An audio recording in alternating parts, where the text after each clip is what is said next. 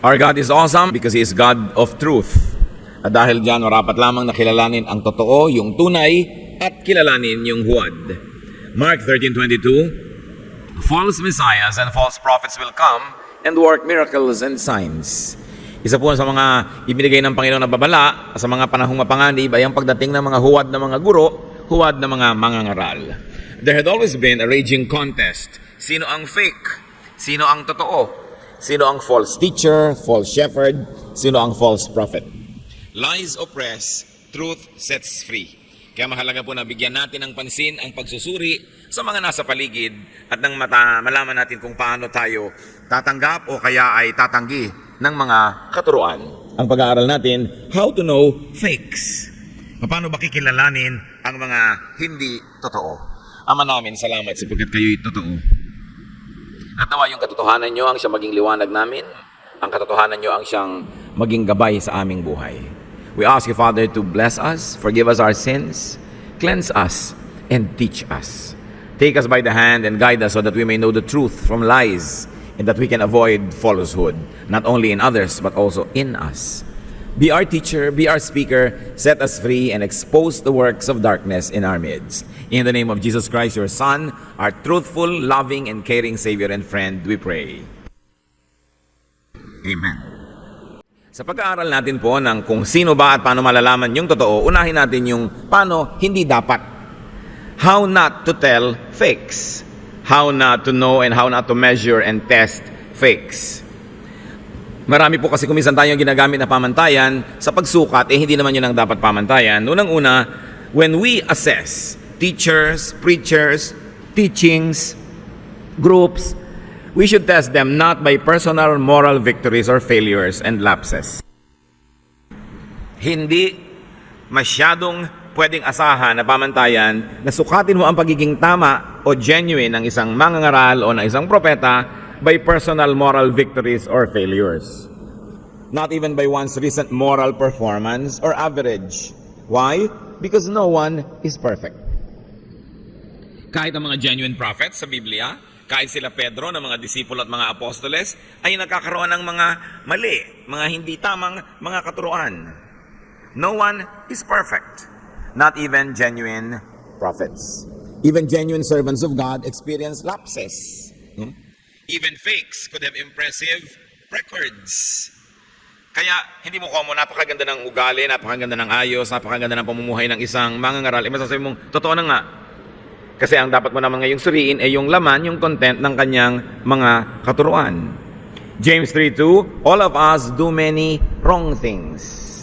So nakakaroon ng mga pagkakamali ang mga taong makadiyos sapagkat hindi sila perfect.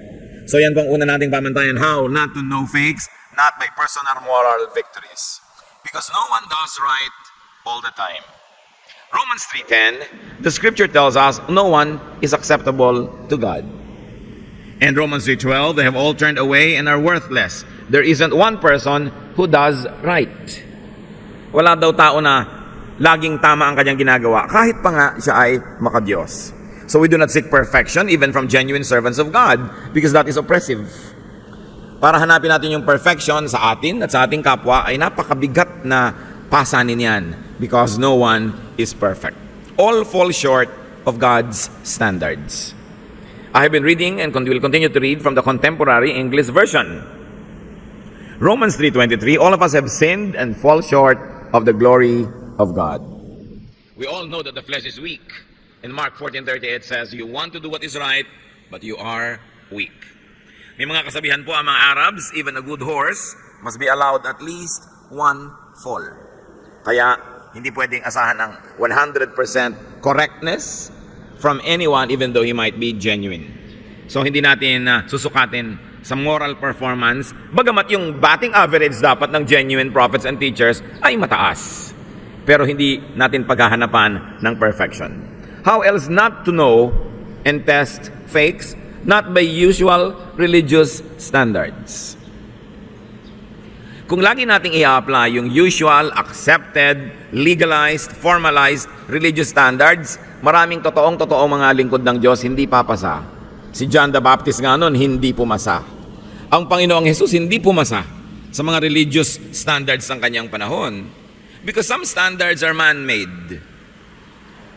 Subukan nyo lamang mag-Bible study, lalo na maging Bible study leader. Pag may mga kamag-anak kayo, kasambahay ng mga kontrabida, medyo magkamali ka, yan ba? Yan ba ang born again? Yan ba ang Christian? Ano kasi, mali ang standard na ina-apply na sabi, oo nga, ako nga.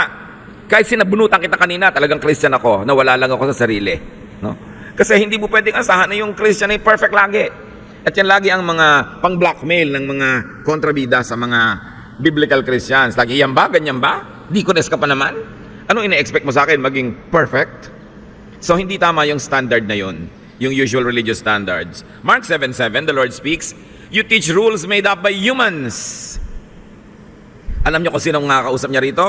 The religious establishment. Religious leaders, religious people. Mark 7:8, you disobey God's commands in order to obey what humans have taught. Sa panahon ng Panginoon, napakarami niyang itinuwid sapagkat napakarami ng kalikuan na dahil galing sa templo, galing sa mga religious leaders, akala ng mga tao yun na yung tuwid. At yung kabaligtaran na matuwid, naging mukhang liko dahil napalitan ng standards ng mga tao. Hindi lahat ng official teachings and standards of the church, yun nga ang kalooban ng Diyos. Mark 7:9, sabi pa ng Panginoon sa mga religious leaders, you are good at rejecting God's commands so that you can follow your own teachings. Ang mga relihiyon, bagamat hindi naman matatawag na fake o demonic, at talagang Diyos din ang sinasamba, pero dahil pinapaandar ng mga tao, at dahil may mga kakompetensyang ibang relihiyon o sekta, at dahil may mga pangangailangan, madalas umiimbento yan ng mga katuruan para itaas ang sarili at ibaba ang iba, para ang mga tao'y utuin at ipasuka at pigain sa kanila ang lahat ng pwede nilang i-donate. Pigain sa kanila lahat ng mga pagdurusa at pagsasakripisyo para sa ikabe-benefit ng institusyon. Maraming ginagawang ganyan ng relihiyon. At marami ring dinidemonize, pinagmumukhang masama at mali. Hindi dahil totoong masama at mali, kasi hindi lang konforme sa kanilang mga molde o sa kanilang mga frames. Kaya ang kausap ng Panginoon dito na kanyang tinutuligsa, hindi naman yung mga ungodly yung talagang official religious leaders. How to tell fakes?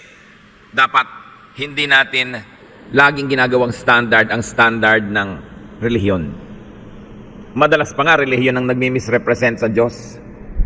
Alam nyo kasi ang relihiyon, madali sana kung dalawa lang kayo, tatlo, mag-worship lang kayo, tahimik ang buhay nyo. Pero oras na dumami na ng dumami kayo, meron kayong mga empleyado pinapasweldohan, may mga binabayarang rent, mga kuryente. Nagkakaroon ng iba kuminsan ng mga priorities ng religious leaders. Puro fundraising, survival, or preeminence over other churches. Naiiba.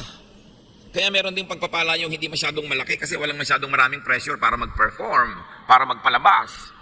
Pero importante, lagi mong sinusukat, not all religious regulations are from God. Hindi naman ko mo inimbento ng relihiyon yung regulasyon at hindi diretsong galing sa Diyos. Ay, masama na nga. Kumisan ginagawa nila yon to survive, to be organized, o para bigyan ng kaayusan ng mga bagay-bagay. Nakakatulong, pero hindi dapat sambahin yung mga regulasyon na yon, and definitely not to die or kill for. So merong mga religious establishment na sabi, dapat formal yung suot natin pag Sunday. Hindi naman yun masama, maganda namang observe, pero hindi mo naman dapat gawing poon yung regulasyon na pagka hindi na maganda yung damit ng tao, hindi mo natatanggapin o mamaliitin mo na. Para lang hindi maging issue. Para lang mas maayos at hindi ka na mapansin negatively, edi conform ka na lang. Pero dapat pinipili natin, alin ba talaga yung mga katuroan na talagang kailangan dahil sa Diyos, at alin yung inilagay lang dyan ng relihiyon to make it more convenient or more organized. Magkaiba ang bigat ng mga regulasyones na yon. We are not to judge people only because they are breaking some religious standards. If a person breaks or fails to reach some set religious standards of morality, it doesn't follow that he is ungodly or immoral or breaking God's real law or displeasing God. Sometimes they're only displeasing the religious establishment. All throughout history, you see that institutionalized religion demonizes many ideas and things and people that may not really be offensive to God. Kaya maraming mga gera, religious wars, are not fought between unbelievers, but between two factions of believers of the same God. Kasi nga pumapasok yung human factor. Many times, institutionalized religion makes its spirituality burdensome. And this was the glaring reality during the Lord's time. That's why the most acidic and painful words of the Lord were addressed to religious leaders. Acts 15:10 and 19. Now, why are you trying to make God angry by placing a heavy burden on these followers? The burden is too heavy for us or our ancestors. And so, my friends, I don't think we should place burdens on the Gentiles who are turning to God. Nagkaroon ng pagtatalo ang mga naunang mga Kristiyano kung anong gagawin nilang patakaran sa mga hindi naman Hudyo na naging Kristyan, sa mga Gentiles. Yung iba sabi nila, kailangan maging Kristyan tulad natin. So kailangan, the men should get circumcised, they should observe our dietary laws, they should observe our traditions before they can become Christians. At sabi nga nitong matalinong nag-observe na ito, ang mga ninunungan natin hindi naman nasunod lahat ng regulasyon ng templo. Hirap na hirap ang lahat ng henerasyon ng mga Hudyo. Sa dami na ng naipataw nating mga bawal at mga do's and don'ts. Hindi naman natin nasunod. Ang bigat, ang hirap. Tapos ngayon, pati yung mga hindi Hudyo, nagiging Kristiyano, hindi na lang natin payagang maging diretsong Kristiyano as Gentiles. Ipapapasan pa natin sa kanila yung mga bigatin ng relihiyon natin na hindi naman natin nadala.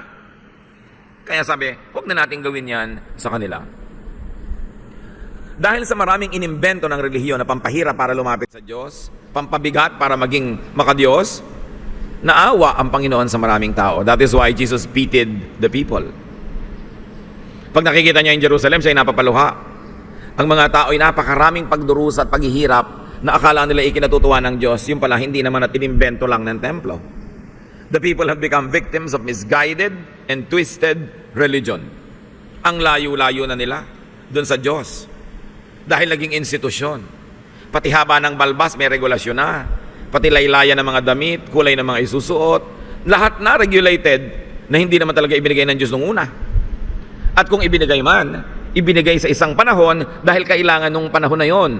Kailangan nung kalagayan ng mga tao nung panahon na yon. Ang ginawa naman ng mga tao, na iba na yung kalagayan, na iba na yung panahon, patuloy pa rin ang pinaiiral ang mga kautusan na hindi nabagay sa mga bagong katotohanan ng buhay. Hindi ko mo biblical. Nakita mo sa Bible at nandun yung verse, i-apply mo na sa lahat ng tao, sa lahat ng lugar, sa lahat ng dako. Halimbawa nga si Noah, pinagawa ng sasakyang dagat, ikaw ba gagawa dahil nakasulat doon? Di naman ikaw yung kausap. Di naman ikaw yung pinagawa. Maraming ganong regulasyon. Sabi mo, biblical yan? Yes, no problem. It's really biblical. But remember that there's a context. Bakit yan inutos? Kanino inutos? Sa'yo ba? Bakit yan ginawa ng ganong tao? Merong isang lalaking pinatay ang anak niya dahil sabi niya, kung sino unang sumalubong sa akin pagkagaling ko sa giyera, papatayin ko at i-offer ko sa Diyos. Yung anak ba naman ang sukat lumabas ng bahay? Kasi inaasahan niya ang lalabas mga kambing, mga baka, yung mga alaga nilang hayop na nasa silong, anak yung lumabas. So pinatay niya para, yun ang sabi niya at pangako niya sa Diyos. Pero ang tanong naman sabi kaya ng Diyos, bakit tinanggap ko ba yung pangako mo? Ikaw lang umimbento niyan. Dapat hindi mo tinuloy kahit pinangako mo dahil hindi naman kita pinapangako niya na ikaw umiimbento ng pangako na yan. Humihirap tuloy. Mga kapatid, ulitin ko to, hindi ko muna sa Bible, gagawin nyo na. Titingnan ninyo kung ba't ipinagawa, kanino ipinagawa, saan, kailan. Ngayon, kung lahat ng sitwasyon, the same as your situation now, then it might be safe to apply it to your life. May mga regulasyon na para lang doon sa pangangailangan sa panahon na yun. At ang panahon ay naiiba. What is important is to get the meaning of the verse to the original writer and the original hearers. And then apply its significance to us now. Ano ba yung kahulugan niyan doon sa unang nakarinig at tinuruan? Ngayon, iba na ang kahulugan niyan sa akin ngayon, na iba na ang panahon. Ang i-apply ko na ngayon, hindi laging yung kahulugan, kundi yung kahalagahan nun, yung significance. Matthew 11:28-30, ang sabi tuloy ng Panginoon sa mga taong naghahanap sa Diyos, if you are tired from carrying heavy burdens, come to me and I'll give you rest. Read between the lines. Kung sobra na kayong pinapahirapan ng templo, huwag kayo pupunta kayo dito sa akin. Sobra na kayong pinapahirapan ng relihiyon, take the yoke I give you, put it on your shoulders and learn from me. I am gentle and humble, and you will find rest. This yoke is easy to bear, and this burden is light. So paano mo malalaman kung fake ang katuruan? Mahirap. Meron din totoong katuruan na mahirap sundin, pero merong hirap na hindi naman kailangan. Halimbawa, kailangan pahabain mo yung buhok mo ng 3 metro. Ano naman ang kinalaman ng dami ng kuto mo sa iyong pagiging relihiyoso? Kailangan ganito kahaba yung baro mo. Kung wala ka nang kadamit-damit, wala ka nang maisuot, hirap na hirap ka nang sumunod doon. Yung hirap na di naman kailangan, malalaman mo, teka, magsususpecha ako, parang fake naman yata ito. Yung mga hirap na namamatay ka na at kailangan mo na ng transfusion ng dugo, ay tumatanggi ka dahil sabi ng relihiyon. At marami nang namatay. Pero bakit mo kailangan gawin yan? Meron namang technology, meron namang pwedeng ganito. Yung mga hirap na kailangan papagisingin ka lagi ng 1:30 in the morning para manalangin. Bakit na ba naabalahin ang tulog ko? Hindi ba pwedeng 7? Tulog na ba Diyos pag 7 o gising din? Gising din. Ba't kailangan ko magpuyat? Ngayon, kung bagay sa body clock nyo yung puyat at manalangin, edi okay. So, mga hirap na hindi kailangan. Sabi ni Lord, kawawa naman kayo. Ang daming pahirap sa inyo ng reliyon. Kung sawa na kayo dyan, alam nyo, go back to the simple teachings of God that I represent. Padaliin natin ang buhay. Sabi niya, my yoke is easy, my burden is light. So, how to tell a fake teaching? It oppresses you needlessly. Sabi nga ni Lord, aba. Kahit Sabat, kung nakakabuti sa iyo na may gawin ka, gawin mo yun. Kasi binigay naman ng Diyos ang Sabat para sa ikabubuti ng tao. The Lord says, Sabbath was made for man, not man for the Sabbath. Kaya nagbigay ang Diyos ang kautusan na walang magtatrabaho sa Sabat. Ang kausap nun yung mga amo, yung mga masters. Kasi yung mga amo, pinagtatrabaho yung mga tao 7 days a week. So nagutos siya. Pero kung ikaw na mismo tong empleyado, gusto mo pa magtrabaho, ginaganahan ka, nasa sayo na yun. Pero ang mahalaga para sa iyo rin, magpahinga ka dahil mahal ka ng Diyos. Pero hindi yung namamatay na yung nanay mo, ayaw mong buhatin dahil Sabat. No, kailangang gamitin mo yung kukote mo. Yun ang mga kapatid ang gusto ko idiin, ha? Yung hirap na di naman kailangan, tapos mo kasi sabi ng relihiyon o sabi ng Diyos, mag-isip-isip ka, baka relihiyon lang may sabi nun. Ang Panginoon nga, sa pamantayan ng relihiyon ng araw, bagsak. Jesus was even labeled by the religious establishment as drunkard, glutton, and a friend of sinners. Lasenggo daw, masiba, matakaw, at kaibigan pa ng mga makasalanan. At siyempre, yung mga religious leaders ang good guys. Luke 7:34, but because the Son of Man goes around eating and drinking, you say, Jesus eats and drinks too much. He is even a friend of tax collectors and sinners. You see, even the Lord doesn't fit the religious mold of His time. The lifestyle of Jesus was unreligious by those standards, unconventional, and therefore He was judged. How else not to tell fakes? Not by works. Ito ang mga Pharisees and religious leaders na tinutuligsa ng Panginoon. Ang galing ng works nila, ang dami talaga. Works of piety, works of charity, rituals. Ang dami talaga nilang mga matatawag na good works, impressive works. Pero hindi naman na-impress ang Panginoon. Matthew 23:15, you Pharisees and teachers of the law of Moses are in for trouble. You're nothing but show-offs. You travel over land and sea to win one follower. And when you have done so, you make that person twice as fit for hell as you are. Sabi niya, oo, masipag kayo, mga missionary kayo, ang sisipag niyong magmisyon, ang sipag niyong mag-convert ng mga tao, pero kawawa ang dinadapuan ninyo at nakikinig sa inyo dahil matapos niyo silang turuan na doble pa ang kasama nila. Na ituturo niya sa kanila ang judgmentalism, self-righteousness, separatism at kung ano-ano na dati, mabuti pa nung hindi sila religyoso, hindi sila ganun. Natuto nga sila ng konting katotohanan pero ang daming kakambal na mga kaartehan at mga kamalian, mabuti pa hindi nyo nalang tinuruan para kundatnan sila ng mga tunay na magtuturo. At least bukas pa yung puso nila. Kasi pag naturuan ka na ng mga sobrang mga fake, isasara na nila isip mo. Hindi ka na makikinig sa ibang darating na magtuturo. Sasabihin nilang sila na lang yung tama at wala ng iba. Nagsara ka na, mabuti pa hindi ka na lang nagbukas sa kanila dahil natili ka pang bukas. Dahil kung dinatnang ka pa nung mas tama, at least willing ka pang makinig. Kawawa ang biktima ng masisipag na missionary, tapos ang itinuturo lang naman yung ganong mga bagay. So not by precedent, not by set standards. The Lord's teaching was unlike the prevalent religious thought. Matthew 7:28-29. When Jesus finished speaking, the crowds were surprised at His teaching. He taught them like someone with authority and not like their teachers of the law of Moses. Tingnan nyo mga kapatid, ang turo ng Panginoon sobrang nakatawag ng pansin dahil ibang-iba sa katuruan ng official religion. There's one way to tell a fake teaching. It is not original. It is just a rehash, just a reshaping of old teachings. Yung mga fake teachers kasi, if there is one thing that is not their virtue, hindi sila original. Siyempre, hindi naman sila pinagkakalooban talaga ng Espiritu ng Diyos, saan sila kukuha ng original idea? So, ang pwede lang nilang kunin, yung mga lumulutang-lutang na ideya dyan, inaayos-ayos nila, binibihisan nila para magmukhang kanila, ituturo nila, sila na yung propeta ng katuruan na yun, pero there's nothing new. Kaya yung mga sobrang lagi nagtuturo, end of the world na, nothing new. Diba? Luma na ngayon, 2,000 taon na nga na iniisip ng mga tao, end of the world na. No? Napakarami na nagsuot ng helmet, sumuot sa kuweba, nag-resign, kung ano ng mga pinaggagawa at hinintay yung end of the world at isa-isang naglabasan nung hindi naman nag-end ang world. Sasabihin na hindi kasi nag-end kasi bla bla bla. Siyempre may excuse. Kasi hindi kayo sumunod sa turo namin, hindi kayo sumama sa kuweba, hindi tuloy nag-end. No? Yung laging may ibang sisisihin. May magsasabi, itong politikong ito ang mananalo. Tapos pag natalo, kasi meron siyang ginawang hindi tama, hindi tuloy siya nanalo. Sabi sa Bible, if what a prophet says does not happen, he is a fake prophet. Magpa-prophesy ka, tapos pag hindi natuloy, sisisihin mo yung ibang tao, hindi natuloy kasi hindi kayo nakinig sa akin. Ang prophecy nga, pinakita na sa'yo mangyayari, kaya mo sasabihin, kahit ano ba, yun ang mangyayari. Pag hindi nangyayari, edi fake. Kailangan po bang i-memorize yan? Diba? Napakarami kasing taong mga nadadaya. How else not to tell fakes? Not by outward trappings like attire or looks or style. Siyempre, what you lack in substance, you have to compensate in form. Hindi ko ang disente, ang linis-linis ng pagkakahit, no? Ang ganda-ganda ng suot, planchadong-planchado, pwede mo na sabihin, oo nga, maka-Diyos. At hindi ko man ang suot, medyo Jeff Rocks at kung kakaiba, sabi mo, ay, fake yan. John the Baptizer looked weird, but was super spiritual. Mark 3:4, John wore clothes made of camel's hair. He had a leather strap around his waist and ate grasshoppers and wild honey.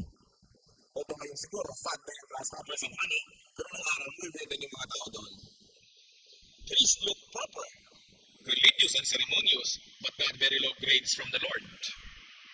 Matthew 23:5-7. Everything they do is just to show off in front of others.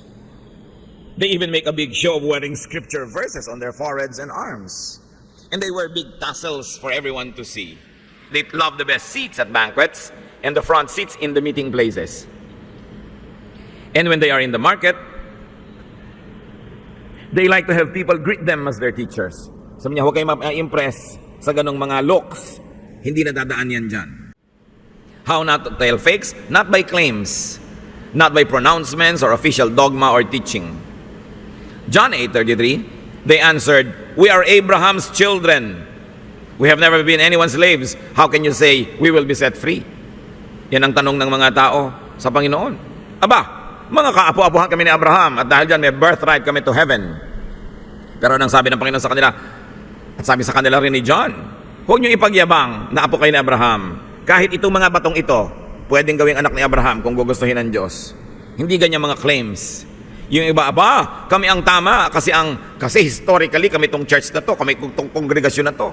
Kami yung nakakonekta sa bato na Jesus. Marami mga ganong claim. Ibig mo sabihin, magiging tama ka ngayon dahil sumama ka sa relihiyon na sinalihan ng mga tao na yun ng nakaraan. Tama ka ngayon dahil personally, tama ka sa harap ng Diyos. Hindi dahil kung kanino ka sumapi. Kasi personal yan. Ibig mo sabihin, yung mga relihiyon na sinasabi nila, sila ang tama at tunay. Pag sumali ka doon, tunay ka na nga. At pag umalis ka uli doon o tiniwalag ka nila, hindi ka na naman tunay. So ang pagiging tunay pala, membership? No, it's personal. Kasi sabi, huwag niyo ipagyabang ng mga apo kayo ni Abraham. Pati nga mga Gentile, pag naniwala kay Jesus, itinuturing nga po ni Abraham. So hindi yan by association, by personal relationship with the Lord. Yun ang importante. And definitely, you don't tell fakes by preeminence or numbers or size or power or visibility. Not by social acceptance or longevity or canonization or popularity. Kasi madalas yung majority sabi ng Panginoon, papasok ka sa maling pinto, mas marami kasi papasok sa tamang pinto. And Jewish traditional religion was all this. Malaki, sila yung official, visible, matagal na, 1,000 taon, pero mintis pa rin by the standards of the Lord. As we have said, you don't tell fakes, not by association or membership. Don't say that you're a Jew or a descendant of Abraham or a member of this and that sect or congregation. John 8:39, the people said to Jesus, Abraham is our father.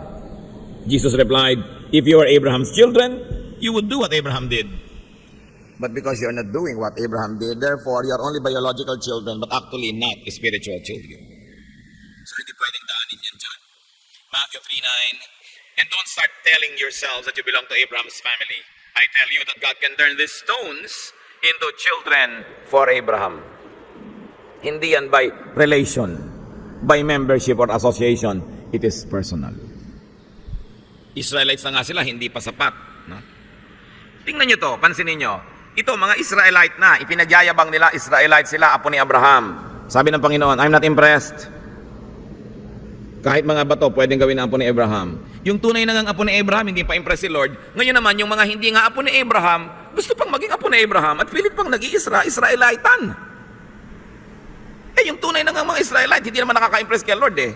Ikaw nga, hindi ka na nga Israelite, pipilitin mo pa maging pekeng Israelite, di dalawang layer na ng kapekean yan.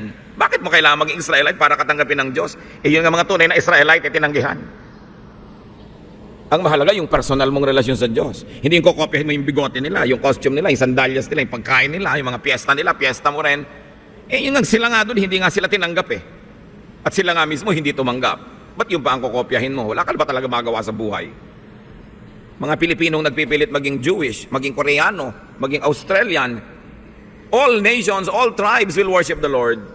At sa pagdating ng panahon, sabi sa Revelation, all the nations will gather before the Lord. So may national identity. Tapos ikaw litong-lito. Hindi mo malaman kung saan ka sasaling nation. Kailangan malinaw sa iyo yan. Now, how do you tell fake prophets? At bago natin tutuloy, gusto ko magbigay ng isang napakahalagang babala. Ang personal ko pong paniniwala mga kapatid, napaka-konti ng talagang fake prophets. Yung genuinely fake, konti lang. Nagmumukha lang fake siguro dahil kulang lang sa training, kaya kung ano nang sinasabi. Baka kulang lang sa impormasyon o edukasyon. Kulang lang sa maturity, nandun siya sa level ng pag-iisip na yun, pero baka naman next month, maghunos dili na yan, mag-iba na rin ang paniniwala. So you don't just quickly label people fake. It's best not to judge anybody.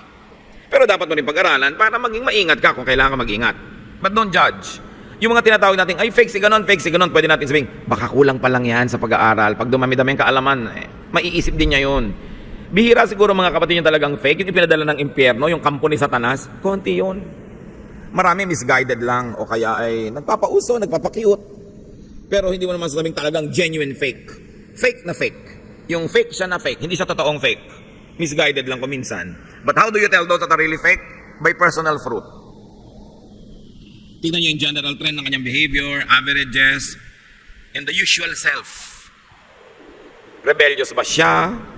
Wala ba siyang pagsidlan? Wala na siyang isang takbo ng isip, paiba-iba? Ang gulo-gulo? Yun, isa niyong dapat hahanapin na sign. And by personal fruit, we mean first of all, internal fruit. Ano yung inner personality niya? Yung composure, yung essence. Kasi, yung mga tunay na mga anak ng Diyos, bagamat nagkaka-problem, hindi naman laging problemado. Bagamat kuminsan ay natatakot, hindi naman laging nangangamba. Kuminsan ay nalilito, pero hindi laging lito. Galatians 5:22-23, God's Spirit makes us loving, happy, peaceful, patient, kind, good, faithful, gentle, and self-controlled. So hahanapin natin ito. Hindi ko mo nakita nyo, genuine na. Pero pag wala yung mga ito, malamang hindi genuine. Matthew 7:20, you can tell who the false prophets are by their deeds. Not by their teachings. It is easy to parrot a good line, but by their deeds. Not by one deed or two deeds, but a general average of an entire long period. Kasi nga, di ba, kahit naman genuine, nagkakamali rin. Hindi ko man nagkamali siya kahapon, fake pala siya. Titingnan nyo yung batting average. In other words, look at the character. Hindi ko mo maganda ang character, genuine na. Pero pag hindi genuine, usually hindi maganda yung character. So tinitingnan mo yon. Look for the fruit of the Spirit. And take a look at the attitude. Not external output, not works. Because even fake prophets and fake religions have very great output. Magaganda rin ang kanilang mga charities, magaganda rin ang kanilang mga activities. Mas maganda pa nga kumisan kaysa doon sa mga tunay na anak ng Diyos. Hindi yun ang pamantayan. Kasi kahit fake, pwedeng mamunga ng marami outwardly. At ngayon, pagka totoo, hanapin nyo, totoo ka pala, dapat tumumunga. Hindi naman dahil lang hindi namunga last time, hindi mo nasasabihin fake.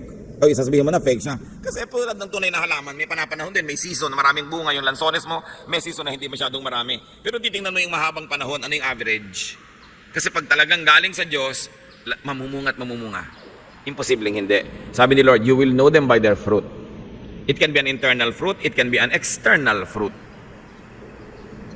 It could be the internal fruit which is character, or the external fruit that is visible, tangible, measurable. Like behavior coming from character. Ang behavior naman, nasusukat yan eh. Gusto mo maging scientific? Ilang beses kang nanigaw last week? Ilang beses kang nagwala? Ilang beses kang nagalit? Ilang beses? Oh, nabibilang mo. Pwede mo sukatin ang behavior. Ephesians 4:22-24, you were told that your foolish desires will destroy you and that you must give up your old way of life with all its bad habits. Let the Spirit change your way of thinking and make you into a new person. You were created to be like God, and so you must please Him and be truly holy. So tinitingnan mo yung kalooban. So you look for concepts. Being moderate and not extremist is something you look for. Usually ang mga fake prophets, extremists. No? Yung everything or nothing lang. Yung pagkaganito, dapat laging ganito kahit oppressive na. Sobrang extreme. Ecclesiastes 7:18, sabi ni Solomon, keep to the middle of the road. You can do this if you truly respect God. Nasa middle of the road, hindi yung gilid-gilid dito, gilid doon, wala nang gitna. Pagka everything or nothing, everything is to the max, magduda-duda kayo nun. Dahil yun ang mga bagay na nakakapagod. Yung hihingi ng donation, pati yung gintong ngipin mo at mga pasta, babakbakin para kunin, extreme na yun, ano? Yung ikakagutom mo na, binibigay mo pa at itinuturo, hindi balik ang magutom, extreme na yun. Yung mga ayaw ka ng pagtrabahuhin, ayaw ka ng pag-overtimein dahil puro paglilingkod sa Diyos, extreme na yon. Kailangan mo namang mabuhay, kailangan mo maghanap buhay. Yung ayaw kang pa-absent ni minsan, inaapoy ka na ng lagnat, sumusuka ka ng dugo, walang absent sa church, extreme na yan. Malalaman mo kung ano yung nagpapahirap na hindi galing sa Diyos, galing lang sa religion. Beware of extremist teaching and behavior. So you look at being tolerant, not dogmatic. Ang tunay na makadiyos, bagamat may matibay na pananalig, tolerant of others. Hindi dogmatic. Bagamat paniwalang-paniwala ka sa pinapaniwalaan mo, pero hindi mo man binabaliwala at niyuyurakan yung paniniwala ng iba. Bakit natin sinasabi yan? Yan ang example ng Panginoon eh. Ang mga Panginoon at ang kanyang mga disciples nagturo sa isang village, hindi sila pinakinggan. Alam mo sabi ng kanyang mga dogmatic disciples, Lord, magpapaulan na po ba kami ng apoy sa barangay 54? Dahil hindi tayo pinakinggan. Sabi ni Lord, oy, relax lang kayo. Pumunta na lang tayo sa barangay 55. May makikinig doon. No? Meron naman, Lord. May mga nagtuturo doon, hindi natin kasapi, hindi natin member. Paulan na ba natin ng apoy? Pahiyain ba natin? Sabi ni Lord, naku, huwag nyo na silang guluhin. Pag hindi natin kalaban, kakampi natin. Whoever is not against us is for us. Si Lord magtuturo, yung ayaw makinig, hindi naman pinipilit. Diba? So nakikita mo, si Lord yung example, hindi siya extremist. Philippians 1:18, but that doesn't matter. All that matters is that people are telling about Christ, whether they are sincere or not. That is what makes me glad. Kasi marami nagtuturo, hindi mo kamukha yung style. Sabi naman dito ng may akda, hayaan na natin, basta si Lord ang itinuturo. Kahit iba pa yung style niya, bayaan na lang. Magturo na lang tayo kung gusto natin, pero wag nating wasakin yung ginagawa nila. Dahil nagtuturo rin naman para sa Panginoon. Yung nagsasabing tayo lang ang ligtas, lahat ng ibang churches hindi ligtas, extremist yun. Sobra ka namang mapalad, no? Na ikaw na lang ang ligtas. At actually, ipinagbubunyi pa nila yun, ang lahat mabubulid sa impyerno. Dahil tuwang-tuwa silang sila lang ang ligtas. No? Yung ngayon, buti nga sa'yo, hindi ka sumali sa amin. Yung ba naman talagang attitude ng totoong makadiyos? Mark 9:38-40, John said, Teacher, we saw a man using your name to force demons out of people. But he wasn't one of us, and we told him to stop. Jesus said to his disciples, Don't stop him. No one works miracles in my name will soon turn and say something bad about me. Anyone who isn't against us is for us. Tingnan nyo to. May nagpapalayas ng masamang espiritu sa pangalan ng Panginoon, pero hindi nila kasali, hindi nila kasapi. Di ba mabuti yun? Yung possessed lumalaya, gumagaling, nagkakaroon ng kapayapaan, pinigil ng mga disciples. Why? Kasi hindi sa kanila mapupunta yung credit sa iba. Mas mamatamisin pa nilang manatiling possess yung tao kaysa ang nagpalayas, hindi nila kasapi. Sabi ni Lord, huwag niyong gawin yan, hayaan niyo sila. At least lumalaya yung mga taong ipinagpe-pray nila. Alam niyo, pagka sobrang congregationalist, sobrang church lang namin, kaduda-duda na yon. Ito na yon, yung mga disciples na to. Although yung mga disciples, remember, hindi sila fake ha, totoo sila. Yan ang sinasabi ko. Hindi ko mo may ginawang, hindi ka tanggap-tanggap, may ginawang mali, sasabihin mo na fake. Misguided lang, kulang pa lang sa turo. Hindi pa lang mature. Magmamature din. Pero dapat nagmamature naman. A genuine prophet is not oppressed. He is not oppressive. Not vexed and not vexing. Yung genuine prophet, nakaka-relax ka na nandiyan siya, hindi tense ka dahil baka ka magkamali, patamaan ka ng kidlat. Bakit tinawag si Jesus na friend of sinners? At is ang mga sinners sa kanya. Hindi dahil konsentidor siya, kundi dahil minamahal at tinatanggap niya kahit ganun ang kalagayan. Ngayon, yung mga extremist, pati mga pinsan, mga kamag-anak, pinapakialaman.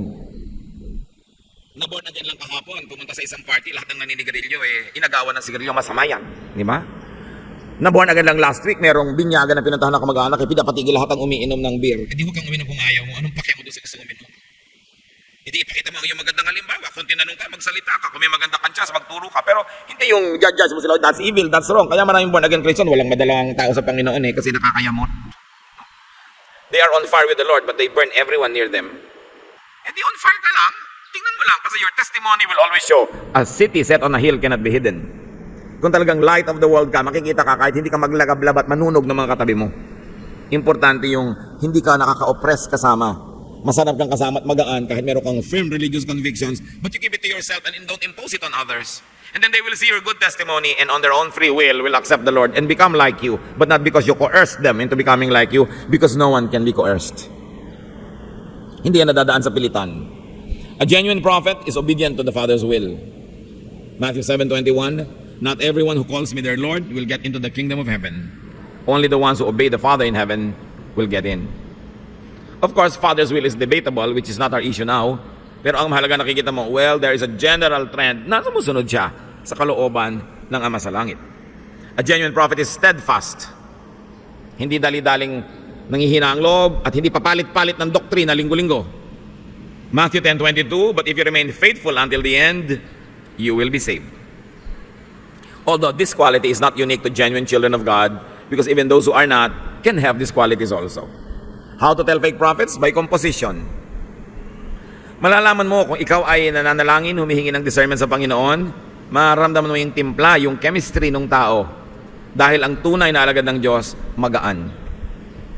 Bakit? Sabi ni Lord, my yoke is easy, my burden is light. Kuminsan mahirap sa katawan, pero magaan pa rin sa loob. Dapat magaan sa loob, maluwag, at dapat panatag. Sabi ni Lord, my peace I give to you. Pag hindi peace ang ibinibigay, puro takot, puro pananakot, puro panguusig, puro guilt, mag-isip-isip na kayo, may tendency to be fake. And yet, baka naman hindi fake, kulang paranding sa maturity. Kaya pag-iingatan nga yung level ng fake. Kailangan tayong makiramdam. John 14:27, I give you peace. The kind of peace that only I can give. It isn't like the peace that this world can give. So don't be worried or afraid. In Isaiah 26:3, the Lord gives perfect peace to those whose faith is firm. Meron siguro talagang isang mahalagang hanapin nyo sa isang katuruan o nagtuturo. Napapanatag ba ako? Yun. O naliligalig ako? Tuturuan ka, tatakutin ka ng tatakutin. May pumutok lang na bulkan sa Mexico, end of the world na. Di ba? Nag-tsunami lang ng konti sa Japan, lulubog na ang buong planeta. Yung sobrang mga dramatic.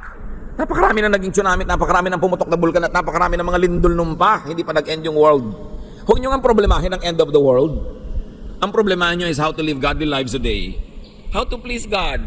How to enjoy God's blessing. Because the world may not end, but you may die today. Diba? Yun ang talagang end of your world. At lilipat ka na sa kabila, mas paghandaan mo yun.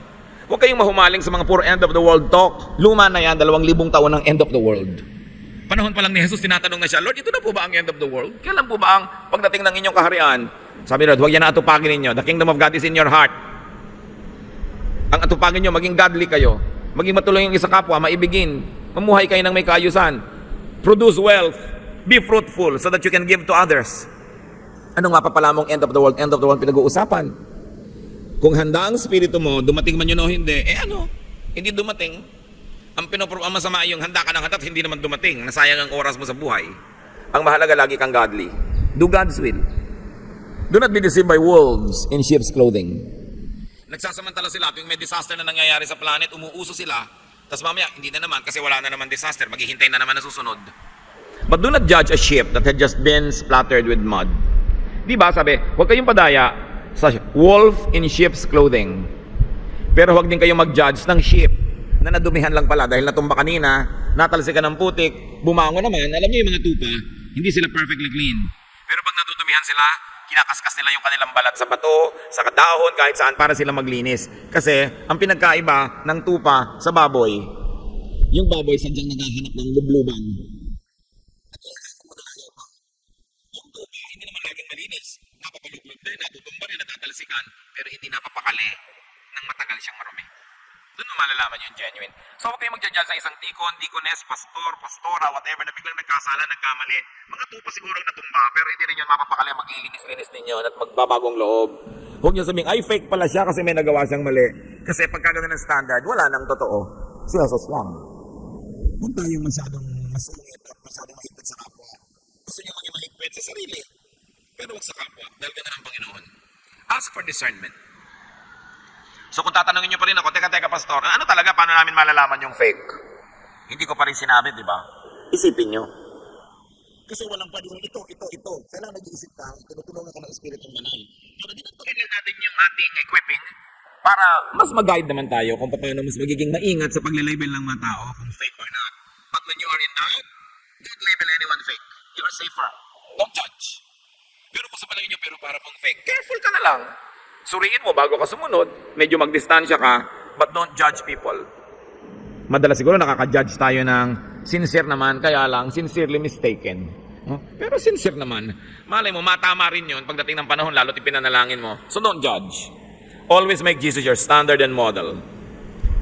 Fake can really be very subjective. It can simply be misguided or mistaken or probably immature. Sometimes being fake is a state of mind because tomorrow when you change your mind, you become real. So let's give people a chance. And very important, let us cleanse ourselves of our own personal fakeness. Ang tunay lang na makakaalam kung alin ang fake at totoo, yung may katawan. So ang mahalaga, suriin natin ang sarili natin. Fake ba ako o hindi? But don't be harsh to yourself. Kung may mga mistake kayo, weaknesses, it doesn't mean you're fake. It just means you have mistaken. You have done a mistake. Correct it. Because everything can be corrected with the blood of Jesus Christ. Pero ang lagi natin gawin at sikapin, maging totoo talaga tayo sa sarili. Kailangan honest ka sa sarili mo. Kasi pag pati sarili mo ay niloloko mo pa, magkakasakit ka. Hindi ka sasaya. Maging totoo. At kung hindi tayo masaya kung ano yung totoo sa atin, imbes magpagod tayong takpan yun ng kasinungalingan, gamitin na lang natin yung energy na yun at pagod para yung hindi natin gusto baguhin para makarating dun sa gusto nating puntahan. Instead of using energy to hide what you are, use the same energy to become what you want to be. And God will enable us. Dear God, thank you that you are real. And in a world of many fakes, you are our hope. Una, turuan mo kami, Lord, na maging totoo, tapat sa inyo. Tapos maging totoo at tapat sa aming mga sarili. At yung mga hindi namin gustong totoo, mabago sa tulong nyo at sa pagsisikap namin para hindi namin itago yung totoo, kundi mapalitan namin at maging totoo na yung gusto namin i-project. Teach us, Lord, to be discerning so that we can know if there are fake teachers around us and we can be careful. But teach us not to be judgmental and careless in labeling everyone we don't understand as fake. Lead us. Teach us, Father. At sa dinami-rami ngayon na nag-aagawang mga mangangaral at mga katuruan, give us your wisdom so that your truth will be our shelter and that your truth will always set us free. Magbulay-bulay tayo sa mandali, mga kapatid. Humikay ng personal guidance that will be of use in your daily life. O Lord, with all of these verses, all of these things we have shared, give us personal teaching, personal guidance so that we can live a life of peace and we can please you. Let's spend some time in silent reflection.